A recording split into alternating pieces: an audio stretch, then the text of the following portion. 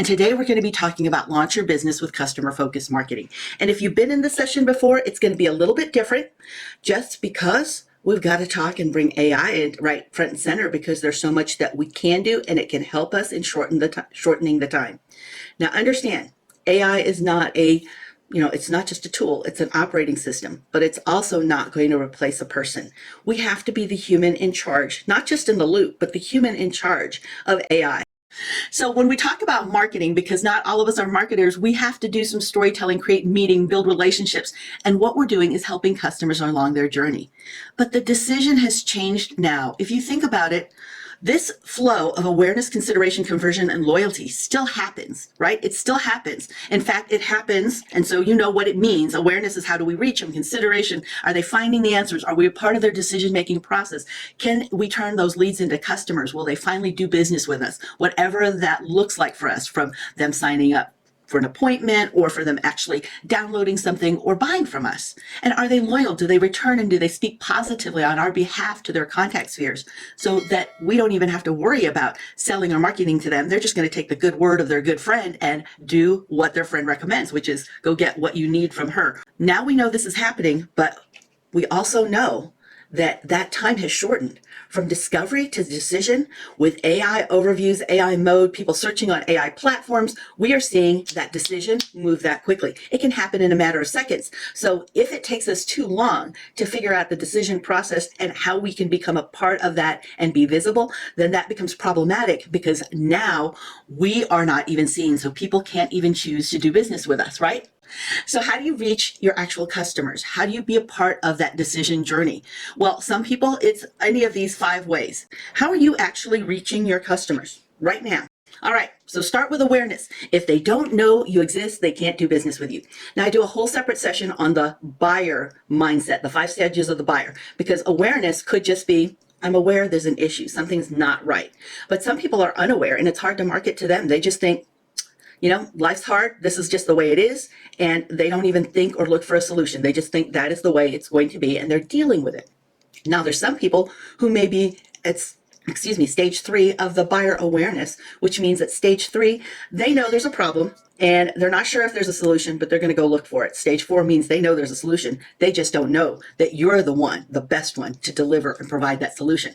So understand awareness means that you need to identify your customers. If they're not aware that you exist, then you're trying to talk to anybody, everybody, and somebody, which means you get their second cousin, nobody. That is too wide a net. We are all distracted by too many messages for us to hone in and figure out that that one is for us. If it doesn't explicitly, specifically, and laser focused sound like, oh my gosh, that is me. So all your messaging needs to be built toward your best customer. And your brand also needs to be something that we can see consistently the same across all different platforms. Plus, of course, we have to be online. I mean, think about it.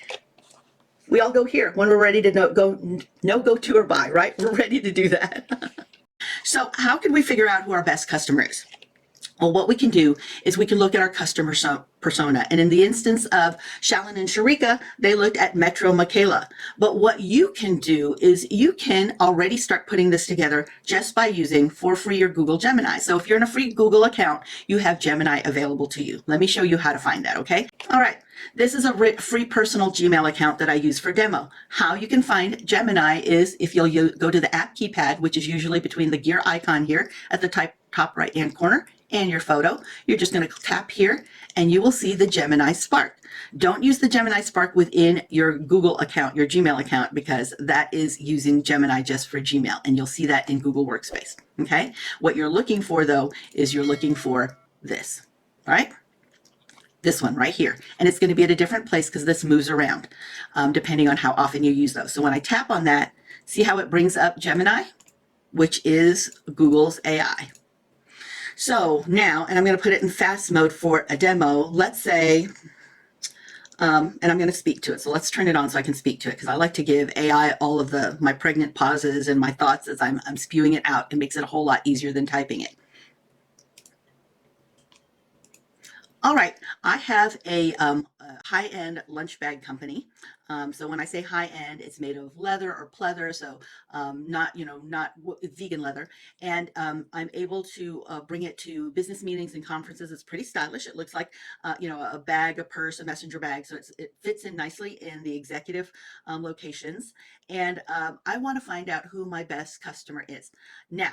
I know that if I had all the information that you needed, you could help me find out and figure out who the best persona to speak to is.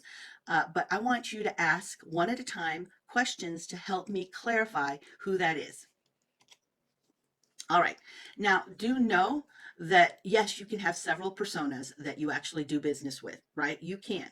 But the more you dilute your messaging, the more difficult it is for people to figure out who you're actually talking to, and they will scroll right past it. In the day and age when we get 12,400 messages on any given day, from Slack to text to Discord to any of the social DMs, you see that we are distracted. And so if we can't capture their attention, they do not know we exist and they can't choose us to do business with them. So here is one question that my AI consultant or assistant is asking me. So AI is a great assistant or collaborator. So what's the primary pain point your bag solves for an executive? Is it the embarrassment of carrying a low quality bag into a boardroom or the logistical challenge of maintaining a specific diet lifestyle while traveling for business? So it can now take you through the process of that and help you determine all of these elements that make Metro Michaela, in this instance, Shalyn and Sharika have determined she is the best client.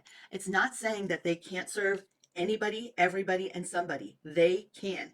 Everybody is gravy, but if they miss that best customer that gives them the most pleasure and profit, they will miss out on making the most that they can. So they don't want that message to miss them. They want all the messaging they put out, be it through email, word of mouth, through socials, that they see it, their best customer sees it and thinks, oh my gosh, that's me. They get me. They understand me. And that's it for Metro Michaela.